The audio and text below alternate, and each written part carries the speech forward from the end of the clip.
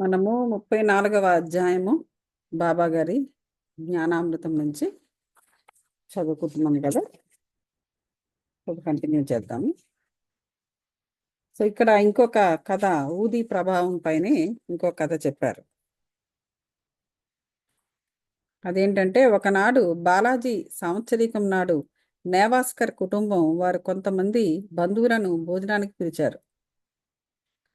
అయితే భోజన సమయానికి పిలిచిన వారి కంటే 3 రెట్లు బంధువులు ఎక్కువ వచ్చారు. నేవాస్కర్ భార్యకు సంశయం కలిగిన వండిన పదార్థాలు వచ్చిన వారికి చాలవనియు, కుటుంబ గౌరవమునకు భంగం కలుగుననియు ఆమె భయపడిన. ఆమె అత్తగారు ఓదార్చుచు, భయపడకము, ఇది మనది కాదు, ఇది సాయి ఆహారమే. అన్ని పాత్రలు గుడ్డలతో పూర్తిగా కప్పివేయము, వానిలో కొంచెము ఊది వేయము, గుడ్డ పూర్తిగా తీయకుండా వడ్డన చేయము, సాయి మనల్ని కాపాడును అనను. ఆమె ఈ సలహా ప్రకారమే చేశాను. వచ్చిన వారికి భోజన పదార్థాలు సరిపోవటే కాక ఇంకనూ చాలా మిగిలిన. తీవ్రంగా ప్రార్థించినచో యథాప్రకారము ఫలితముని పొందవచ్చునని ఈ సంఘటనము తెలియచున్నది. అది సో ఆ రోజుల్లో మరి ఊదీకి అన్ని రకాల ప్రభావాలు మనము మనము తెలుసుకుంటున్నాము. సో ఈ ఊదీని బాబా గారు ఊది ప్రసాదము ప్రతి ఒక్క విషయానికి ఉపయోగపడింది. ఎవరికి ఏమీ లేదన్నా కూడా, అంటే ఒక అక్షయ పాత్ర లాగా లేదా ఒక కామధేనువులాగా పనిచేసింది. ఇక్కడ మనం అలా చెప్పుకోవచ్చు. కడుపుతో ఉన్నవారు సుఖప్రసవం కావాలన్నా, లేకపోతే ఎవరికో ఏదో మరొక కష్టం కలిగినా, లేదా ఇట్లా పదార్థాలు నిండుకున్న సమయంలో అది మళ్ళీ పూర్తిగా నిండుగా పదార్థాలు తయారయ్యి ఆటోమేటిక్గా ఆ ఊది ప్రభావం యొక్క మహిమతోటి ఒక కామధేనువులాగా ఇది మనుషులకు ఏమి కావాలంటే అది ఇచ్చే విధంగా ఒక కల్పవృక్షంలాగా ఈ ఊది అనేది ఉపయోగపడింది ఆ రోజుల్లో. ఈ ఊది ప్రభావము అంటే బాబా గారు యొక్క ఎనర్జీస్ ఆ విధంగా ఉపయోగపడినవి. ఏది కావాలంటే అది ఎదుటివారికి సంప్రాప్తమయ్యే విధంగా. ఇంకొకటి, సాయి పాము వలె కనిపించుట. ఒకనాడు షిరిడీవాసి రఘు పాటీలు నేవాసేలో ఉన్న బాలాజీ పాటీల్ ఇంటికి వెళ్ళాను. ఆనాడు సాయంకాలం ఒక పాము ఆవుల కొట్టంలోనికి బుసకొట్టుచు దూరిన. అందులోని పశువులన్నీ భయపడి కదలచొచ్చెను. ఇంటిలోని వారందరూ భయపడిరి. కాని బాలాజీ శ్రీ సాయియే ఆ రూపంలో వచ్చినని భావించను. ఏమియో భయపడక గిన్నెతో పాలు తెచ్చి సర్పం ముందు పెట్టి ఇట్లనెను, బాబా, ఎందుకు బుసకొట్టుచున్నావు? ఎందులికి అలజడి? మమ్ము భయపెట్టదలచితివా? ఈ గిన్నెడ పాలను తీసుకుని నెమ్మదిగా తాగుము ఇట్లనుచు అతడు దాని దగ్గర నిర్భయంగా కూర్చుండెను. ఇంటిలోని తక్కిన వారు భయపడిది. వారికి ఏమి చేయుటకు తోచకుండెను. కొద్దిసేపటిలో సర్పము తనంతట తానే మాయమైపోయాను. ఎంత వెదికినను కనిపించలేదు. చూడండి, ఇది మరొక ఉదాహరణ. అంటే సాయే పాము వల్ల కనిపించుట. అంటే వీరింటికి రఘుపాటీలు బాలాజీ పాటిల్ ఇంటికి వెళ్ళాడు. ఇది జరిగిందప్పుడు ఏంటంటే, వారి యొక్క ఆవుల కొట్టంలోకి బుసకొట్టుచు ఒక పాము వచ్చిందిట. అందులోని పశువులన్నీ కొంచెం భయపడతాయి కదా, మరి కొంచెం అటు ఇటుగా భయపడితే. కాకపోతే ఈ పార్టీలకు బాగా నమ్మకం ఏంటంటే, ఈ పాము అనేది బాబాయే పాము రూపంలో వచ్చాడు అనేసి భావించాడు. సో ఇంట్లో వాళ్ళందరూ భయపడుతున్నారు కానీ ఈ బాలాజీ మాత్రం భయపడటం లేదు. అది సాయే డెఫినెట్గా ఆ రూపంలో వచ్చినదని భావించి ఏ మాత్రం కూడా భయపడకుండా, తొణకకుండా, బెనకకుండా గిన్నెతో పాలు తీసుకొచ్చి సర్పం ముందు పెట్టి చెప్పాడనమాట, బాబా, ఎందుకు బురుసు కొట్టుచున్నావు? ఎందుకు ఇంత అలజడి? మమ్మల్ని భయపెట్టదలిచావా? ఈ గిన్నెల పాలను తీసుకుని నెమ్మదిగా త్రాగుము బాబా అని చెప్పేసి అన్నాడనమాట. అంటే అక్కడ బాబాయే పాము రూపంలో వచ్చాడా అన్నది కాదు. ఇక్కడ నాకు అర్థమవుతున్నది ఏంటంటే, పాము అన్నది వచ్చింది, దానికి బుసకొట్టే స్వభావం ఉంది, బుసకొట్టింది. ఎందుకంటే చుట్టూ ఆవులు ఉన్నాయి, ఇంకో పక్క మనుషులు అటు ఇటు తిరుగుతున్నారు. పాము యొక్క పాము బుసకొట్టడం అనేది దాని యొక్క స్వభావం. ఎవరిని కుట్టాలనుకోవచ్చు, అనుకోకపోవచ్చు కూడా. సో తన స్వభావం ప్రకారం పాము బుసకొడుచు కనబడింది. కానీ ఇతని నమ్మకం ఏంటంటే ఆ బాబాని తలుచుకుంటే, అంటే ఇక్కడ 2 విధాలుగా పాము బుసకొడుతోంది, వచ్చింది. దానినే బాబా గారిను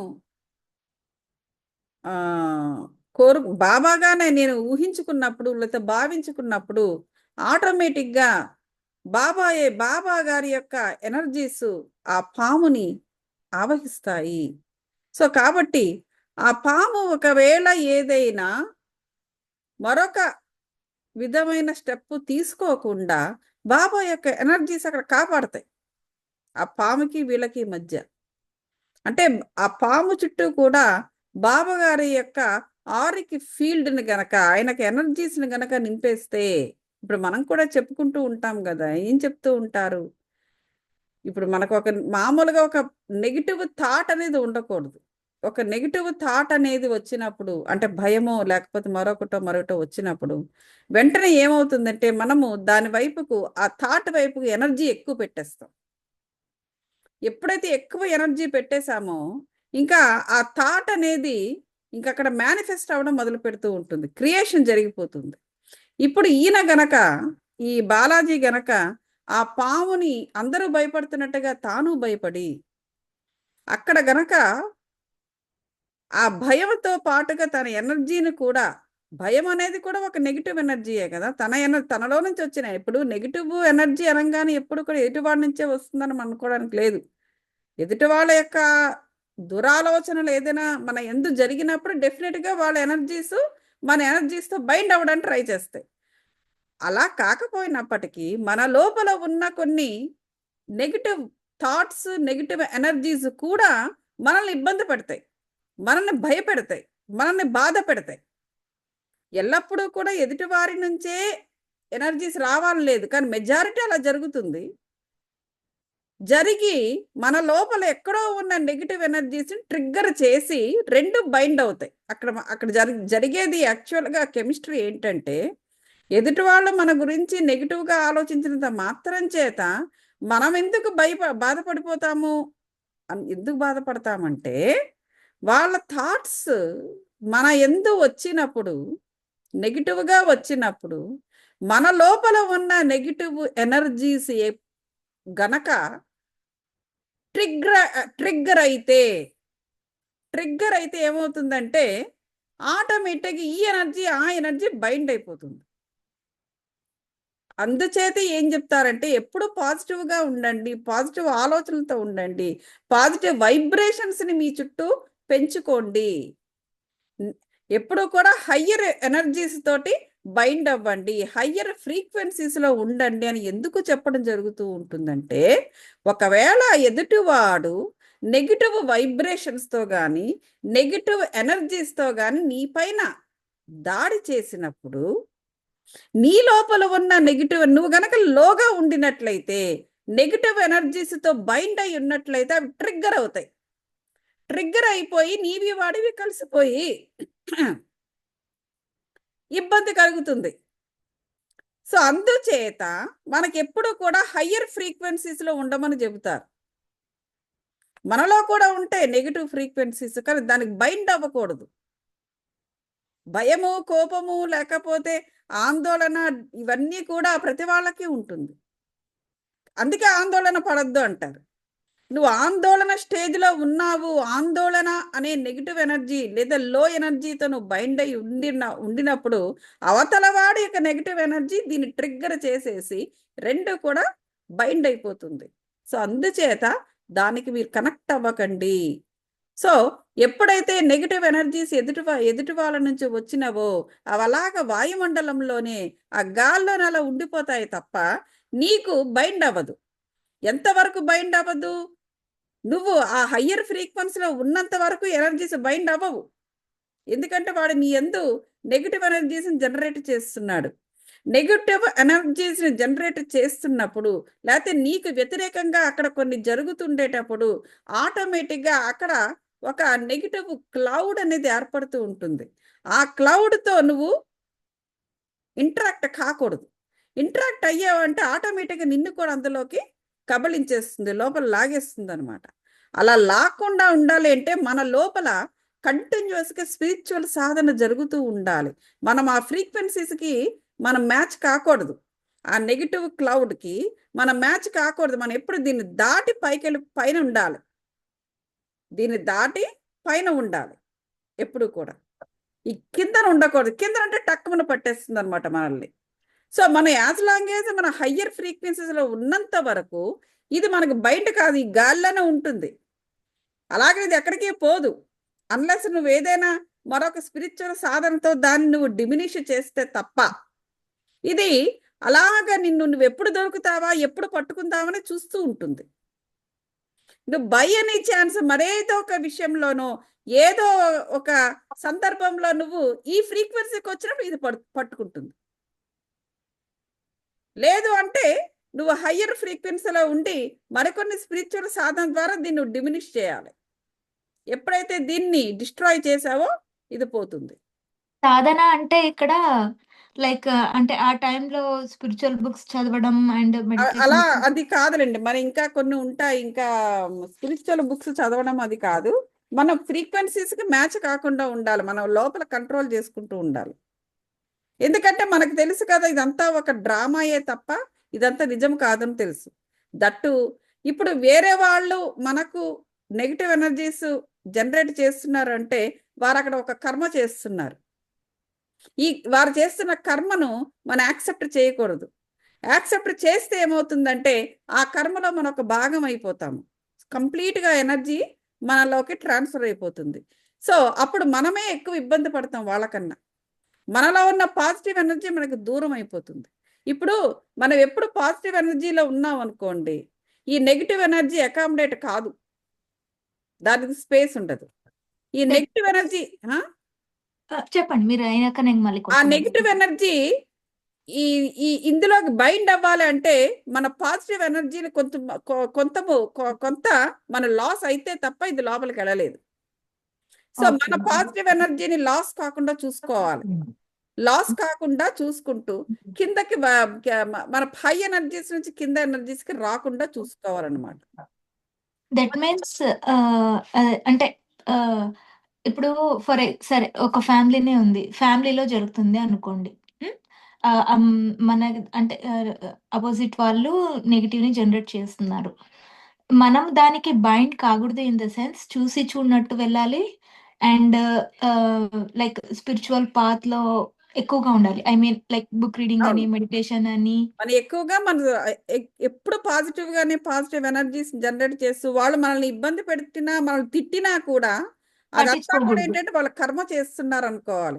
అదే అందులో ఇందులో మనం బైండ్ అవ్వకూడదు వాటికి. ఎందుకంటే వారు ఒక కర్మ చేస్తున్నారు. వారు ఆ కర్మ యొక్క రిజల్ట్ వారు అనుభవించాలి అనుకుంటే నువ్వు బైండ్ అవ్వకూడదు వాళ్ళకి. మనం బైండ్ అయిపోతే ఏమవుతుందంటే వారు చేసిన కర్మ యొక్క పర్యవసానం దానికి ఒక రిజల్ట్ ఉంటుంది కదా, ఆ రిజల్ట్ మనకు అటాచ్ అయిపోతాం. అదే బైండ్ అవ్వకూడదు అంటే మీనింగ్ లైక్ చూసి చూడనట్టు వెళ్ళాలి, పట్టించుకోకూడదు. అది మనసు తీసుకోకూడదు. లైక్ అంటే ఇప్పుడు బురదలో ఉన్న తామర పువ్వు లాగా ఉండాలి. అది రియాక్ట్ కాకుండా బైండ్ అవ్వకూడదు. ఇన్వాల్వ్ కావచ్చు. ఇప్పుడు మన ఎనర్జీస్ ని అటుపక్కకి పంపించకూడదు అనమాట. సో అలాంటప్పుడు ఏమవుతుందంటే అవి అలాగే ఉండిపోతాయి, మనకి బైండ్ కాదు. అది సో ఇంకా అట్లా అనమాట. సో ఈయన కూడా ఏం చేశాడంటే మిగతా అందరూ భయపడుతున్నారు, ఆవులు కూడా భయపడుతున్నాయి, పాము వచ్చి బుస కొడుతుంది, అది దాని స్వభావం. కానీ ఎవరిని కుట్టాలని కాకపోవచ్చు, మరి దానికి మైండ్లో ఏముందో బుస కొడుతుంది.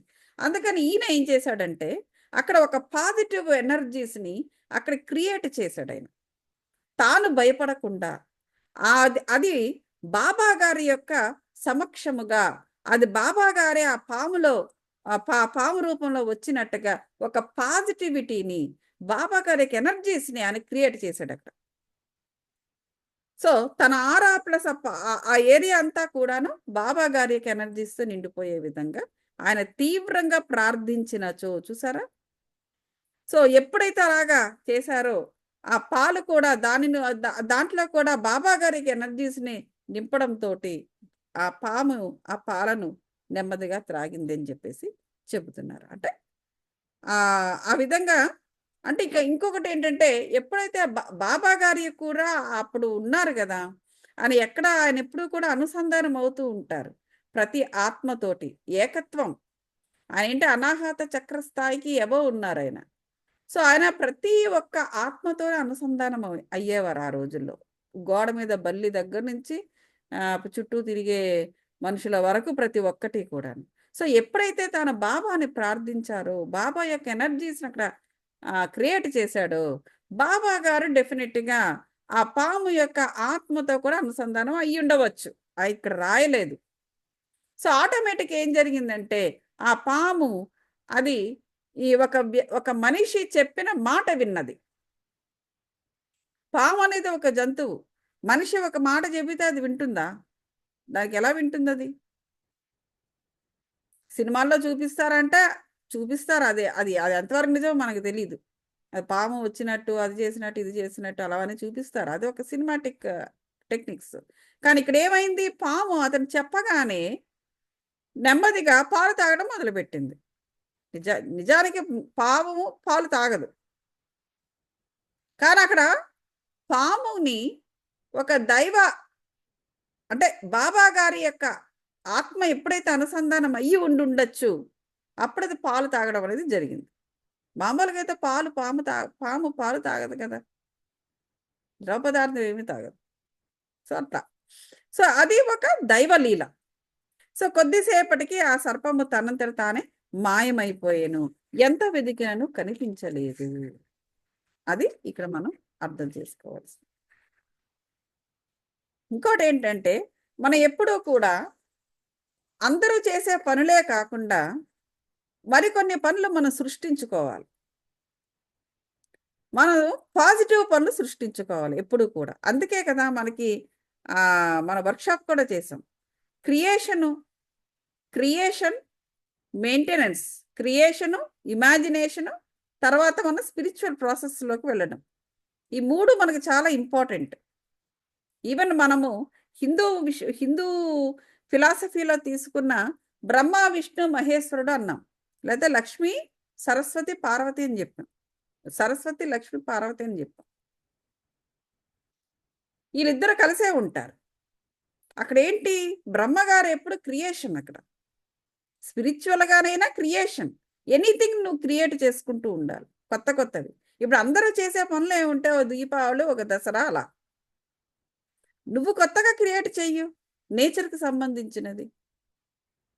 అప్పుడు ఏం జరుగుతుంది, ఆటోమేటిక్ ఏంటంటే నువ్వు ఒక పాజిటివ్ యాటిట్యూడ్ అనేది నీకు ఏర్పడుతుంది, డెవలప్ అవుతుంది నీ లోపల. ఆ యొక్క వైబ్రేషన్స్ నీలో ఎస్టాబ్లిష్ అవుతాయి. ఎప్పుడూ కూడా అందరూ చేసేవే చేయాల్సిన అవసరం లేదు. సో ఆ విధంగా కూడా మనము కొత్త కొత్త ఎనర్జీస్ని పెంపొందించుకుంటూ ఉండాలి. ఫర్ ఎగ్జాంపుల్ ఎర్త్ డే, నిన్న ఏమైంది, earth day 2025 whole America nation వైడ్గా చేస్తుంది ఎర్త్ డే. ఎంతమంది చేశారు అది, ఇండియన్స్ అంటే నేను ఎవరిని విమర్శించట్లే, మొత్తం హోల్ అమెరికా చేస్తుంది, ఏదో ఒకటి చేస్తుంది. అది కంపెనీస్ కూడా చేస్తున్నాయి, మన అట్లీస్ట్ స్కూల్స్లో కూడా చేస్తుంటారు. ఒకవేళ ఏ యాక్టివిటీ చెయ్యకపోయినా కనీసం ఆ పోస్టర్స్ అయినా పెడతారు వాళ్ళు. సో వీళ్ళని చూసి కూడా మనం నేర్చుకోవాలి కొన్ని థింగ్స్. ఈ సంవత్సరం ఎర్త్ డే యొక్క కొటేషన్ ఏంటి, అవర్ పవర్ అవర్ ప్లానెట్. అంటే ఏంటంటే మన ఎర్త్ని క్లీన్ చేసుకోవడము. ఈ సంవత్సరం ఇదేంటంటే ఎర్త్ని క్లీన్ చేయడం, మొక్కలు పెంచడము మొక్కలు వేయడము అవన్నీ కాదు. అంటే ఒక్కొక్క సంవత్సరం ఒక్కొక్క థీమ్ ఉంటుంది. ఈ సంవత్సరం థీమ్ ఏంటంటే ఎర్త్ని క్లీన్ చేయడం, any kind of cleanliness. So అది చాలా మంది చాలా కంపెనీస్లోని స్టాల్స్ పెట్టారు, ప్రబోధించారు.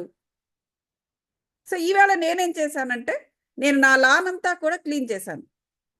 మొత్తం గడ్డి అంతా కూడాను గ్రాస్ కటింగ్ చేశాను నేను. గ్రాస్ కటింగ్ చేశాను. తర్వాత ఏమో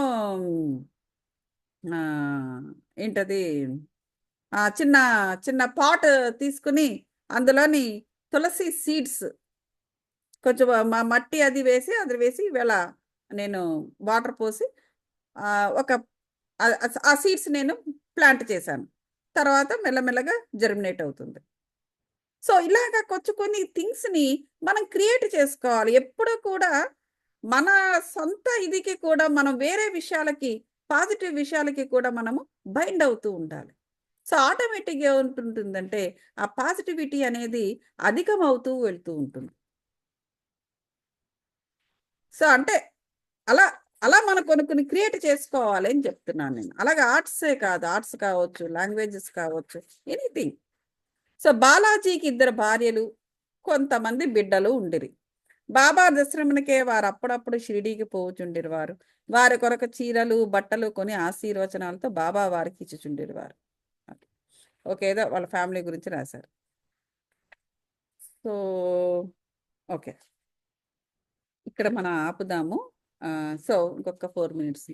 కాబట్టి మనకేంటంటే ఎప్పుడు కూడా ఈ మూడు ఫోర్సెస్ మనకి భూమి మీదే కాదు, భూమి మీదే కానీ ఇతర లోకాలలో కానీ మనకి 3 ఫోర్సెస్ ఎప్పుడు న్యాచురల్గా ఉంటాయి. ఒకటి క్రియేటివ్ ఫోర్స్, ఇంకోటి మెయింటెనెన్స్ ఫోర్స్, మరోది destructive force. Destructive force, maintenance, creation అంటే ఏంటంటే మనం ఎన్నో క్రియేట్ చేసుకుంటూ ఉంటాం. ఇప్పుడు ఏదో మన సొంత ఆనందాన్ని క్రియేట్ చేసుకుంటాము, లేకపోతే ఏదో ఇప్పుడు నేను చేసిన లాంటివి క్రియేట్ చేసుకుంటాము, లేకపోతే చిన్న చిన్నవే మనం ప్రాక్టీస్ చేయాలి. ఇవన్నీ కూడా చిన్న చిన్న పనులే, పెద్ద పెద్ద ప్రాజెక్టులు తీసుకోవాల్సిన అవసరంలా, చిన్న పనులు, డబ్బులు అస్సలు ఏమీ పెట్టుకోవాల్సిన అవసరం లేని పనులు కూడా మనం క్రియేట్ చేసుకోవచ్చు, మెయింటెనెన్స్ చేసుకోవాలి. ఇప్పుడు చాలా మందిని చూస్తుంటాము, ఇప్పుడు అదే లోపిస్తూ ఉంటుంది మెయింటెనెన్స్ అనేది. ఇప్పుడు వైవాహిక జీవితమే తీసుకోండి, లేకపోతే ఇంకేదైనా స్నేహం తీసుకోండి, లేకపోతే మరొకటి తీసుకోండి, ఇంకే బంధాలు తీసుకోండి, బాసు ఇది తీసుకోండి. ఇవన్నీ ఏమవుతుందంటే క్రియేట్ చేసుకుంటాము. మొట్టమొదటి క్రియేషన్లో ఉండేటప్పుడు 2 స్నేహితులు కొత్తగా పరిచయం అయినప్పుడు ఎంతో ప్రేమగా ఉంటారు. అలాగే వైఫ్ అండ్ హస్బెండ్, లవర్స్, లేకపోతే టీచర్ అండ్ కిడ్, కొద్ది రోజులు పోయిన తర్వాత కొద్ది రోజుల వరకు ఆ మెయింటైన్ అవుతుంది. అది ఆ తర్వాత మెయింటైన్ కాదు, ఇద్దరూ మెయింటైన్ చేయరు. ఏ బంధమైనా కూడా ఇద్దరూ మెయింటైన్ చేయరు. ఎప్పుడైతే ఆ మెయింటెనెన్స్ దెబ్బతిన్నదో వెంటనే ఆ పర్టికులర్ బంధమే కానీ ఇంకేదైనా వస్తువే కానీ మరేదైనా కూడా నెక్స్ట్ డిస్ట్రక్టివ్ ఫోర్స్లో పడిపోతుంది. అది న్యాచురల్గా జరిగేదే. అది ఇంకా వీళ్ళిద్దరు నీ వల్లే నువ్వు ఊరకనే అలా అనుకోవడం రాంగ్. అది నువ్వు ఇలా చేసావు కాబట్టి నేను ఇలా అన్నాను, నేను ఒక మాటకి ఇంకో మాట, ఇంకో మాట. కారణం ఏంటంటే కావచ్చు, నువ్వే కారణం కావచ్చు, నువ్వు కారణం కావచ్చు, మొత్తానికి ఎవరి కారణమైనప్పటికీ, లేకపోతే ఇద్దరు కారణమైనప్పటికీ అక్కడ మెయింటెనెన్స్ లోపం వచ్చేసింది. ఎప్పుడైతే మెయింటెనెన్స్ లోపం వచ్చిందో అది నేచురల్గా డిస్ట్రక్టివ్ ఫోర్స్లోకి వెళ్ళిపోతుంది, లయంలోకి వెళ్ళిపోతుంది, లయకారంలోకి వెళ్ళిపోతుంది. అదే మరి శివతత్వం అంటే. చాలా సింపుల్ అది శివతత్వాన్ని అర్థం చేసుకోవడానికి. పురాణాల్లో ఆయన సతీదేవి ఎప్పుడైతే ఇలాగైందో అతని కోపం వచ్చేసి ఇలా చేశాడు, అలా చేశాడు, ఆయన రుద్రుడు, రౌద్రం, ఆ సందర్భాల్లో ఆ విధంగా జరిగింది. కానీ మన సింపుల్ విషయాల్లో కూడా అలాగే జరుగుతుంది.